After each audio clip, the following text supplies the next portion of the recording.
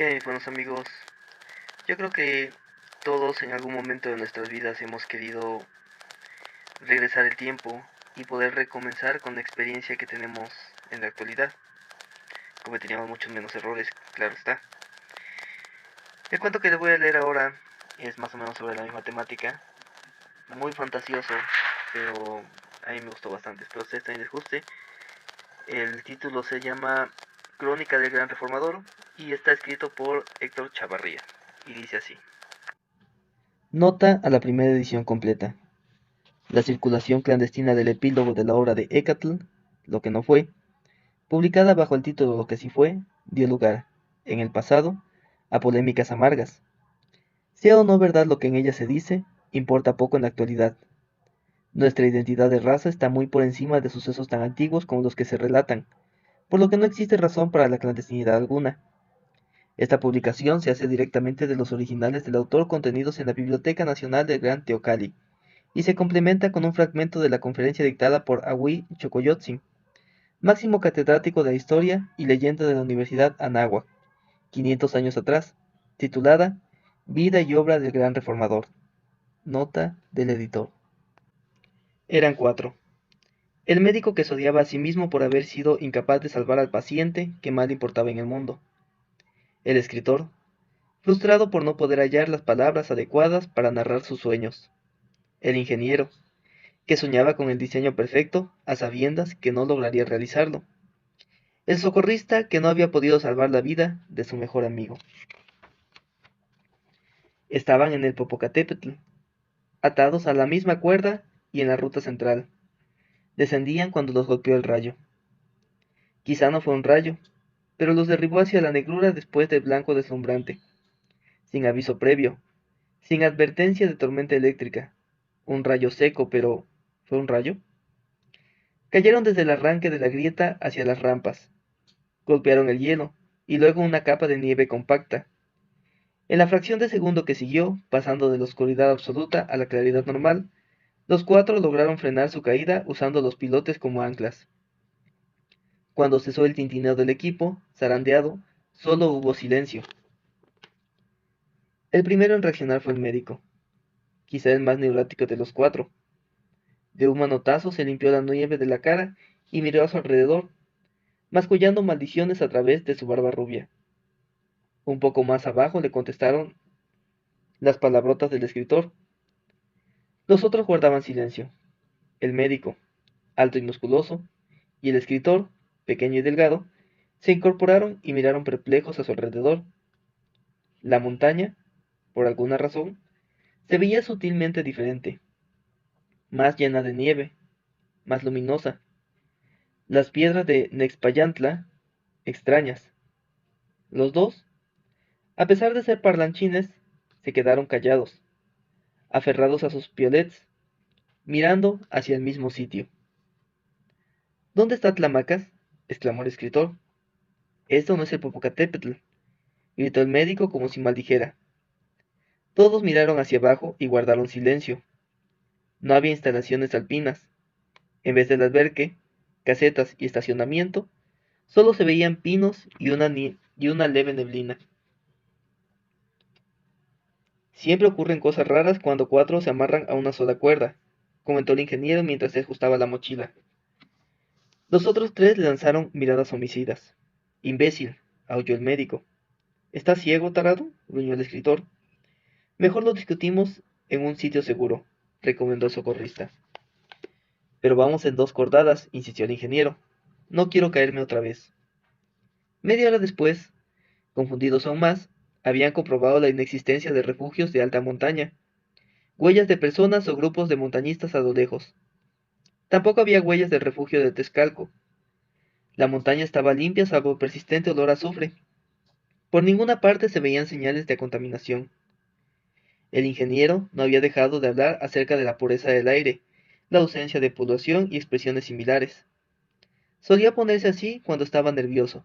Instintivamente, los cuatro miraban hacia el noroeste, donde grandes cúmulos ocultaban el Valle de México. Hace 15 días estuve aquí y todo era normal, dijo uno. Yo también, respondió otro, pero después del rayo nada parecía igual. Se me ocurre una idea, intervino el ingeniero. Pero, entonces, las nubes se apartaron un poco y limpiaron el cielo sobre el valle. Los cuatro se quedaron helados, confirmando algo que ya sospechaban, pero que ninguno deseaba aceptar. Alguien gimió y hubo maldiciones masculladas más que de expresiones de sorpresa.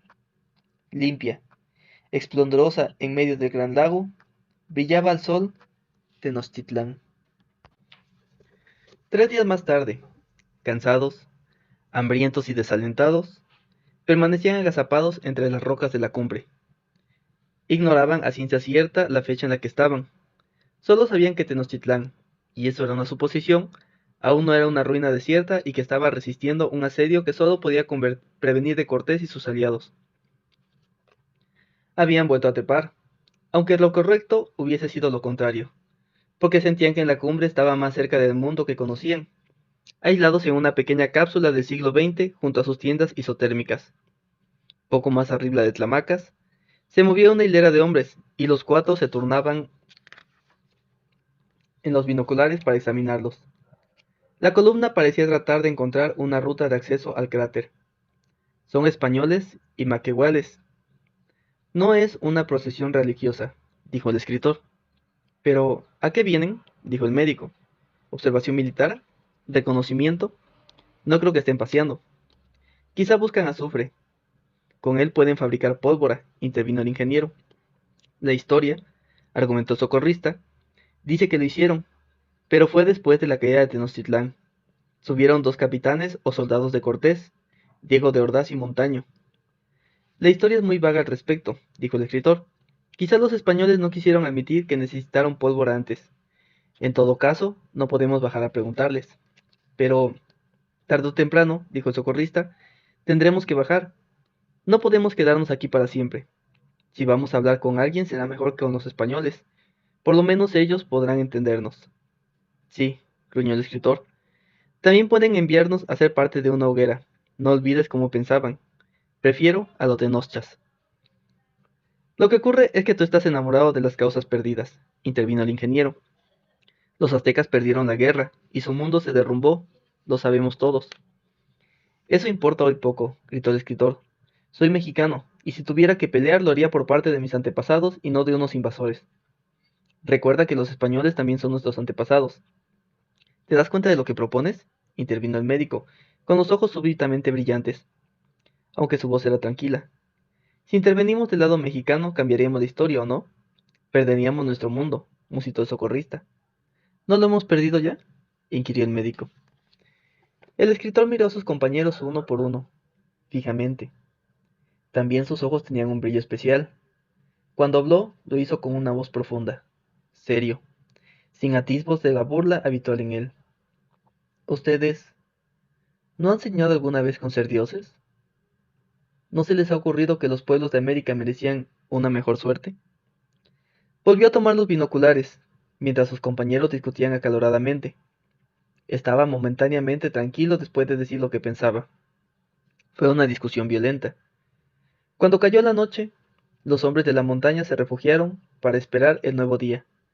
Pero los que estaban arriba sabían ahora algo nuevo, que no podían seguir donde estaban, que tendrían que bajar o morir arriba, que seguramente jamás regresarían a su tiempo, que estaban en la encrucijada de dos mundos y que su presencia podría hacer oscilar la balanza a favor de uno.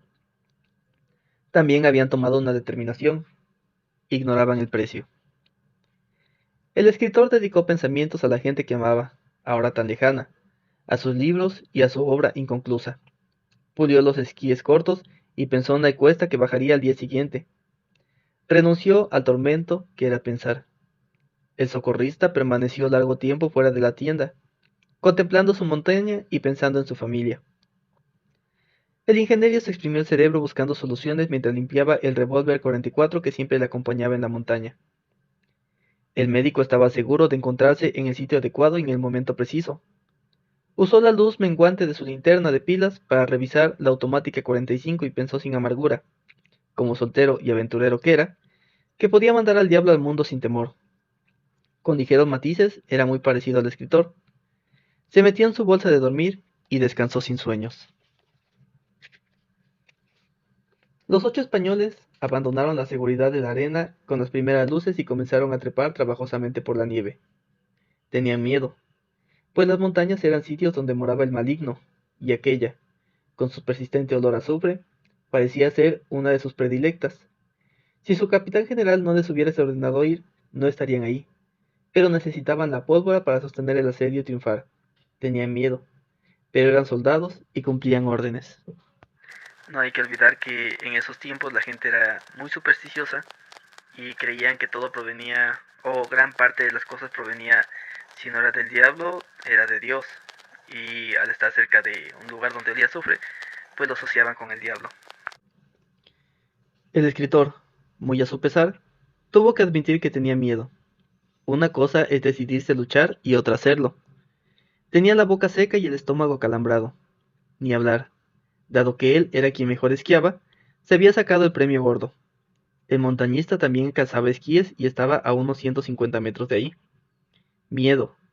Miedo sordo y constante. Ninguno de los cuatro había combatido cuerpo a cuerpo. Él y el médico eran aficionados al karate, pero ahora las cosas iban en serio. Por contra, el escritor estaba seguro de que los españoles sí eran buenos en combate. Era una cosa enloquecedora, y en aquel momento le habría abandonado de no ser ya inevitable. Su arma más confiable era la sorpresa, el miedo y superstición de aquellos. Quizás tenían que paralizar a los otros con su presencia. De lo contrario serían hombres muertos. El escritor tomó una bocanada de aire helado y raquítico, y sopló con fuerza el silbato mientras silbaba hacia la pendiente, con movimientos fluidos. El descenso lo llevó rápidamente a una fulgurante diagonal hasta que, haciendo una cristanía, cambió de dirección. Esperaba que los de abajo no fueran muy buenos con los arcabuces. El socorrista saltó tras él lanzando un grito. Dos figuras fuera de época vestidas con ropas brillantes, multicolores. Los españoles se sobresaltaron por el ruido del silbato, jamás oído, pero lo que siguió fue peor. Unos instantes antes, la montaña estaba desierta. De pronto, surgió una figura de pesadilla acercándose a ellos. Con aterrada fascinación miraron aquello que no correspondía a sus marcos de conocimiento. Otra similar apareció tras la primera. Ambas bajaban a velocidades imposibles para ser personas. En vez de piel tenían unas envolturas brillantes y holgadas.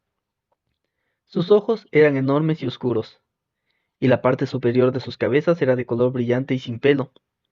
Tenían grandes pies que les permitían resbalar sobre la nieve y sus brazos estaban terminados en puntas metálicas. El primero emitía silbidos terribles.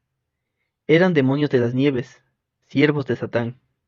Pero, demonios o no, los españoles prepararon sus armas.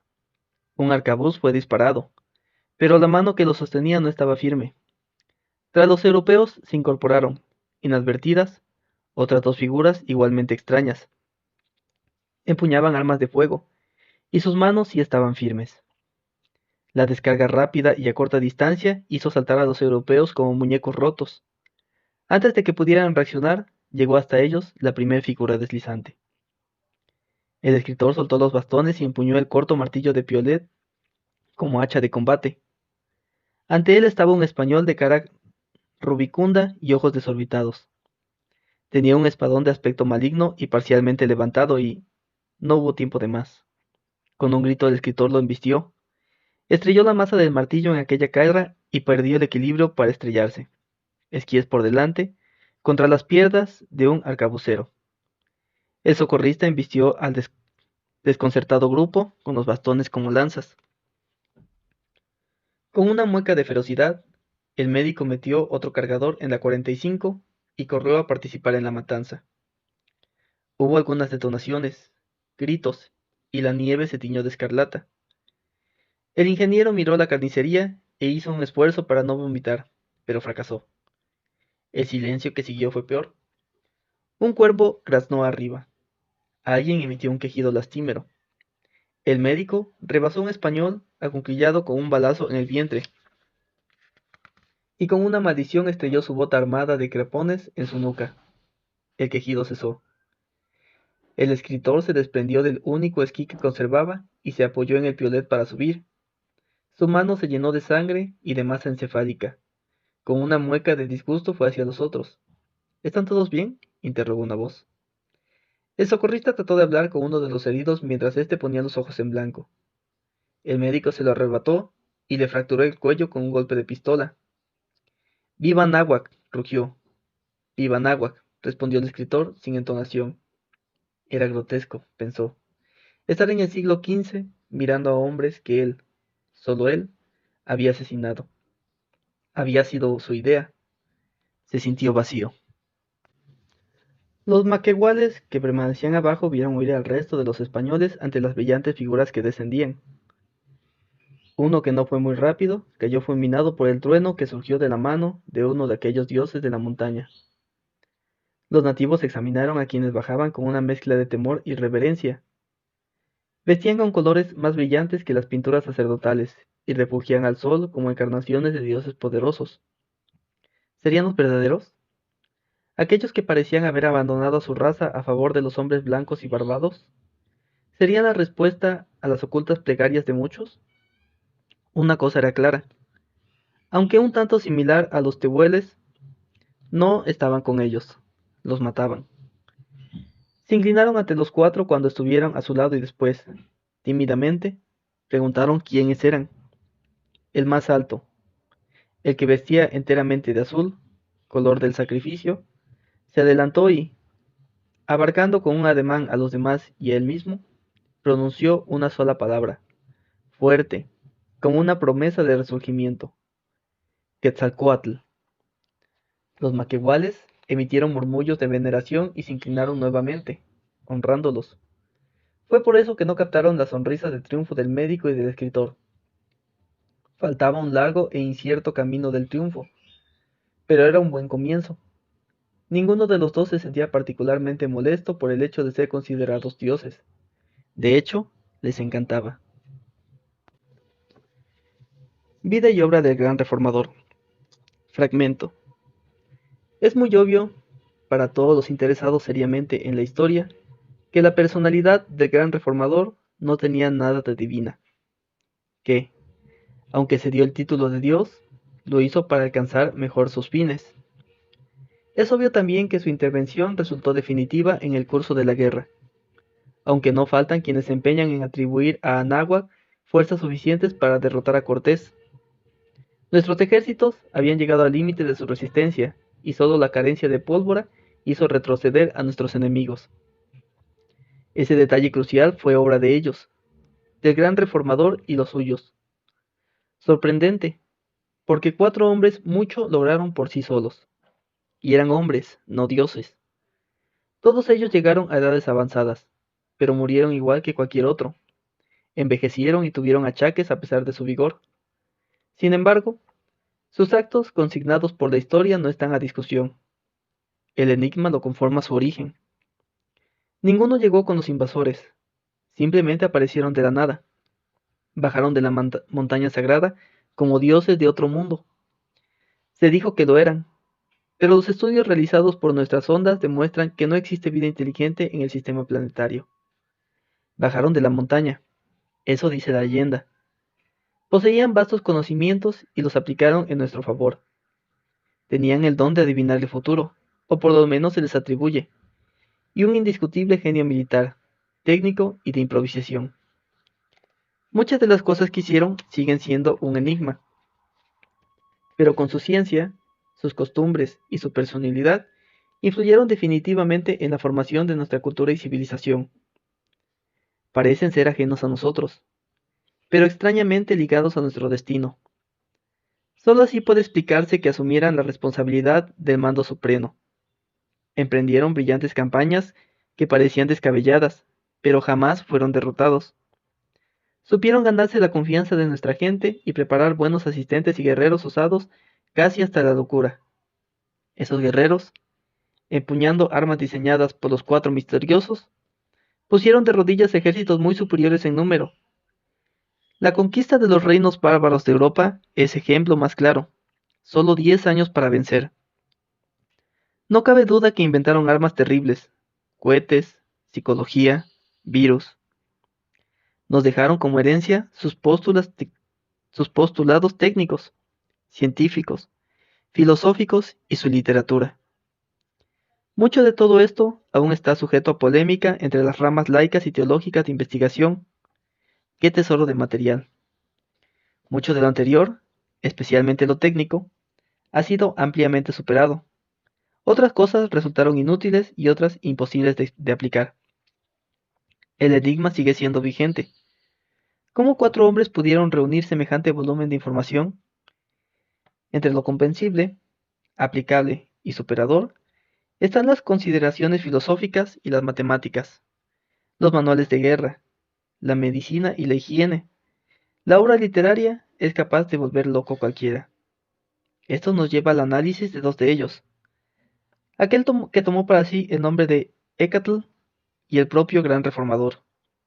Ellos fueron los últimos en partir hacia el Mictlán, que llamaban la Gran Negrura. Los indiscutibles líderes del equipo, como se llamaban ellos. Fueron compañeros inseparables, mucho más mundanos y alegres que los otros dos, por igual bravos en la guerra y en las emociones. De los dos fue Hécatl el que pareció dominado, en los últimos años de su vida, por el afán de aclarar el origen de los cuatro. ¿Cómo escribió ese hombre? Su pluma solo podía compararse con su lengua. Él y el gran reformador se pasaban horas discutiendo sobre los más variados temas, para pasadillas de los oyentes. Se quejaban, insultaban y se burlaban de todo. Se dice que aquello era parte de la enseñanza que deseaban transmitirnos, pero algunos irreverentes afirman que solo lo hacían por divertirse. Hécatl, sirva como ejemplo, dejó constancia de cosas tan nimias como recetas de cocina, apuntes para manuales de sexología y chistes, incomprensibles todos. Apuntes más serios sobre estrategia, artes marciales, la ley del amparo y la legislación del divorcio. Su estilo en broma tenía una imaginación tremenda, está salpicado de barbaridades inexplicables como Coca-Cola, pizza, sistema de transporte colectivo, círculo interior, etc. Él fue, con mucho, el más fascinante de los cuatro. Protagonizó tremendos escándalos a causa de sus muchas mujeres. Tuvo montones de hijos.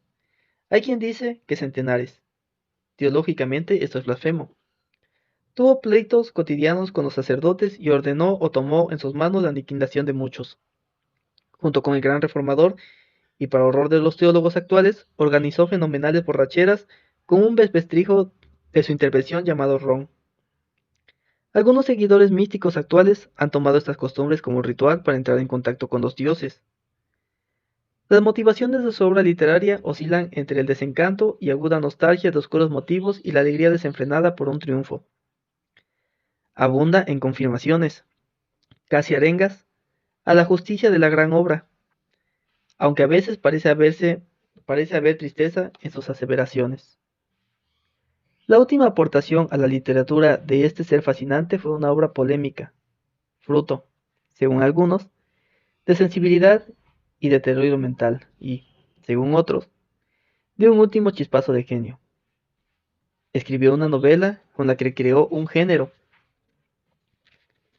al que llamó ciencia ficción. El significado de esto aún arranca gemidos a los lingüistas, a lo que tituló Lo que no fue. Con su peculiar estilo chispeante e irreverente, Hécatl creó la historia caótica de un mundo imposible, una visión demencial de una lógica interna característica desde entonces del género. La acción se desarrolla en parte del actual territorio de Anáhuac, en un país que a ratos se antoja un paraíso y en otros un infierno. Un sitio progresista y atrasado a la vez, contradictorio, lleno de riquezas mal aprovechadas y de personas creativas, ambiciosas, torpes, ingeniosas y soeces. Un país de cuento de horror o de hadas, lleno de peligros y emociones, frustraciones y placeres. Un sitio llamado México. Obra enorme y compleja. Lo que no fue, tiene una estructura clara, como desarrollo de una extrapolación monumental, pero está incompleta pues la acción, poco antes de lo que debió ser el desenlace, termina súbitamente en un renglón único que reza, eran cuatro. ¿No terminó Hécatl? En todo caso, la obra solo fue conocida años después de su muerte. Antes de eso había sido celosamente guardada. Se dice, sin que pueda demostrarse, que fue descubierta y publicada por error. Esto, como tantas otras cosas relacionadas con la vida y la obra de los reformadores, oscila entre la verdad y la leyenda. Hay un último misterio. Algunos eruditos respetables afirman que sí terminó la obra y que el faltante es de apenas unas páginas, que estas páginas son guardadas, bajo pena de muerte, en la biblioteca del Gran Teocalli para evitar un colapso de nuestra identidad de raza. Se dice que en esas pocas páginas originales se encuentra la solución del enigma más grande de nuestra historia. Con evidente humor negro, se insiste en que la razón del secreto es que en ella se dice la verdad. ¿Existe tal epílogo? Se ha tratado de relacionar con este oscuro texto mítico las últimas palabras de Ecatl en su lecho de muerte. Las palabras son conocidas hasta por los niños de Plecalpulli. ¿Ustedes no han soñado alguna vez con ser dioses? ¿No se les ha ocurrido que los pueblos de América merecían mejor suerte? La historia consigna que Ecatl, antes de morir, lanzó una carcajada. Y aquí termina este cuento, un cuento que a mí en lo personal me gusta bastante por la magia y por la ilusión de que, como dice Ecatl, le hubiese tocado una mejor suerte a los pueblos de América.